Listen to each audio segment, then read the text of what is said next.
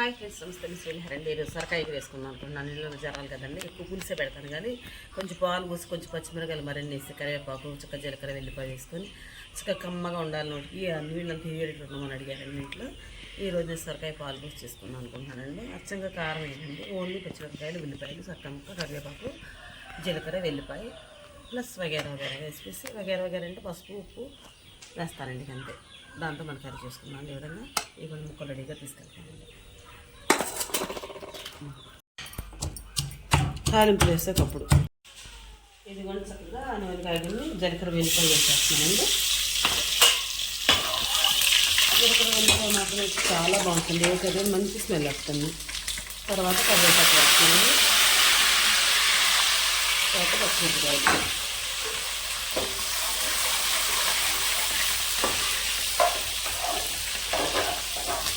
చక్కగా 4 ఉల్లిపాయలు అంటే ఒక్క పాయ వేసాను. కూర తీసేటప్పుడు ఉల్లిపాయలు కొంచెం తీసుకుంటాను, ఒక్క పాయ కోసాను. దీన్ని మనం ఈ విధంగా వేయించుకుందామండి. నేను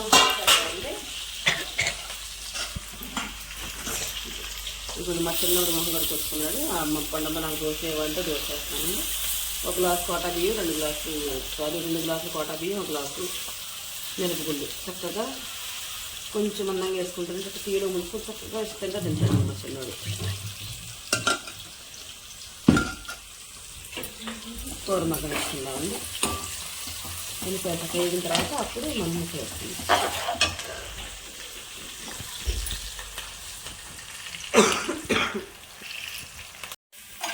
ఇది కొంచెం చక్కగా దోశ కాలిపోయింది. ఇది కొంచెం తీసుకుని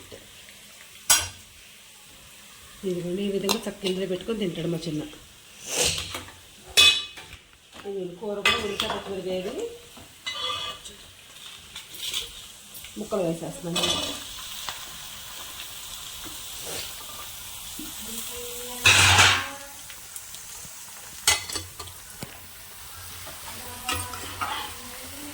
ఇది కొంచెం ముక్కలు వేసేసాను.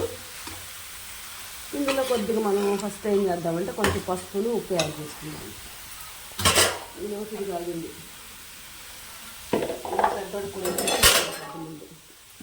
ఇది వేసేసిన తర్వాత అప్పుడు నేను అందులో పసుపు ఉప్పు వేస్తాను.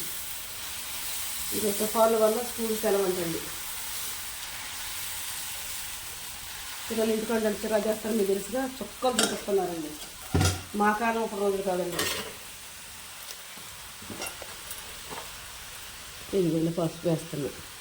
నేను ఎప్పుడు పసుపు కొద్ది మరింత వేస్తాను. మా అమ్మమ్మ ఎప్పుడు అమ్మ పసుపు మరింత వేసుకుంటే పాలు తీసుకుంది. అమ్మ మావయ్యాలకు అనేదండి.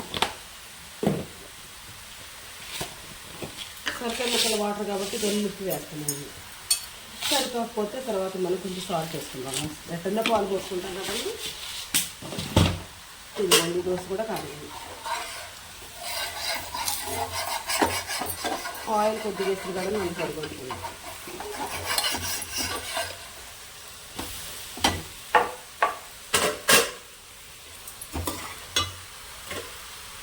ఈ శనగకాయ కాలినట్టు కూడా అనిపిస్తుంది. బొబ్బలు వచ్చి అట్లే చేత్తో పట్టుకుంటే చక్కగా వేసి చక్కగా పసుపు ఉప్పు వేసేసాం కదండి. పచ్చిమిరకాయ ముక్కలు ఉల్లిపాయలు జీలకర్ర వెల్లిపాయ కమ్మటి వాసన వస్తుంది. కూర అవ్వకముందు ఈరోజు జీలకర్ర వెల్లిపాయ ఫ్లేవరే వేరండి. చక్కగా దీన్ని మనం ఒక్క పావుగంట సేపు సన్న మంట మీద మూత పొడిచుకుని తగిలిపోతాం.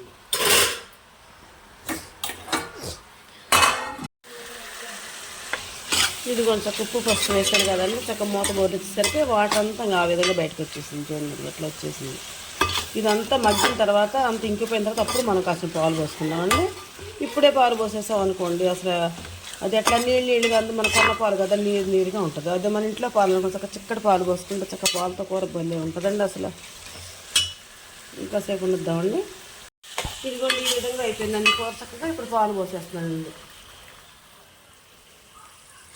చక్కగా చెప్పకుండా ఒక సిమ్లో పెట్టుకుందామండి. అదేనే తొంపులు అయిపోద్ది. ఒక సిమ్లో పెడితే దాని చక్క ముక్కలు పచ్చిమిరకాయలు ఉల్లిపాయలు సరకాయ ముక్కలు అన్నిటికీ చక్కగా ఈ పాలు అనేవి చక్కగా పడతాయి.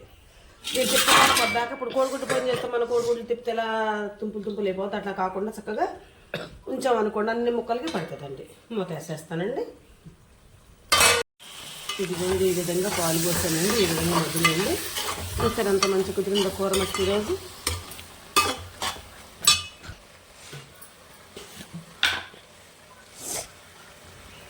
సాల్ట్ ఇది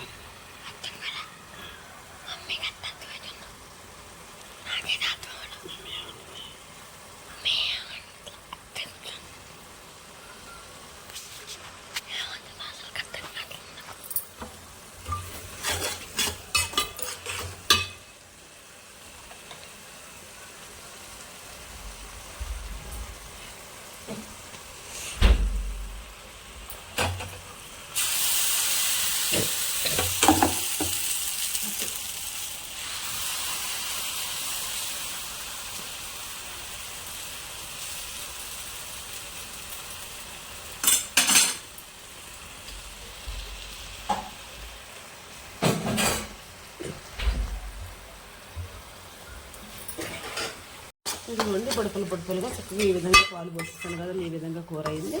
దీన్ని ఒక 5 నిమిషాలు ఉంచుకొని దింపేసుకుందామండి. నేను చేసే విధానం మీకు నచ్చితే నాకు ఒక లైక్ ఇవ్వండి. Please subscribe.